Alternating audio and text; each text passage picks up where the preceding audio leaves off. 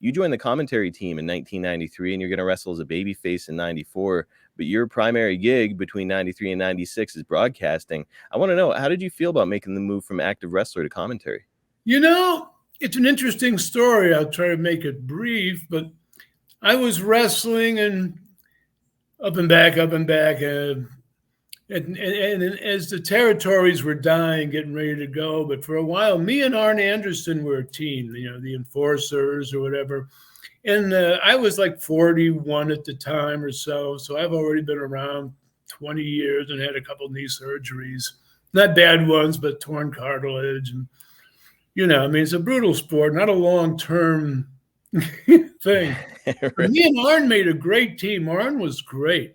And the people bought us, even when they were starting to read dirt sheets and stuff. When me and Arn walked out together, you could feel that old school heat and the people, so it was a great team. But then WCW wound up taking it over. And to make a long story short, they brought in Bill Watts to run it for a while. And he was an idiot. No one liked Bill. And he was happy that no one liked him because he knew he was an a-hole. Right. His idea of running the WCW now is everybody gets beat by Eric Watts. Oh, Lord.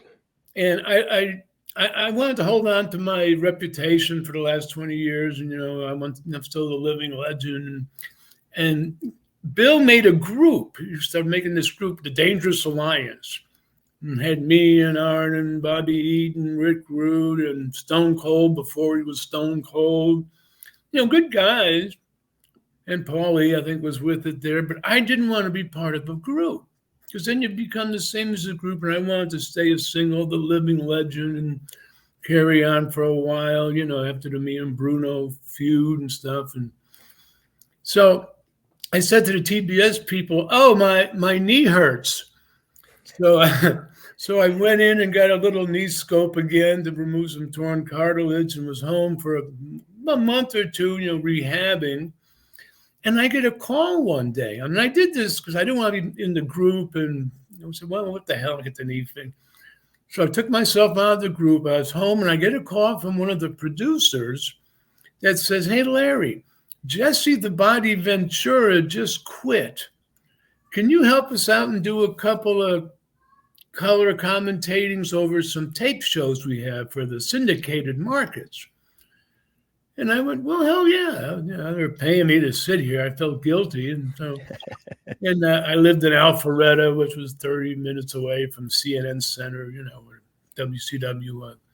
So I went down one day, and I can't remember who I did it with. If it was Shivani or Gordon Soley or Jay. But I did a couple of shows where I did the color commentating, which I had never done before. I was always a good interview guy. I mean, I had the gift of gab. Yes. And I did it from looking at my perspective at wrestling like it was real and tried to make everything make sense and be real so the fans could get into it and enjoy it more. Well, I did 2 shows, and all of a sudden the door swings open, and the producer comes in and says, Larry, you're the best color guy we've ever heard. Do you want to do the color on, our shows? We'll give you this much a year with a contract as an employee, What? How much? I almost fell off the chair because this was the time when Ted Turner was giving money away like candy. Mm-hmm. In the WWE, the contracts got bigger, so no one would go back and forth. So for a handful of the boys, it was great. And I went, oh, God, this is silly. So I wound up working like a day and a half a week, making more money than I did when I was wrestling with all the benefits and employee stuff. And I commentated for 10 years, but I never planned on it.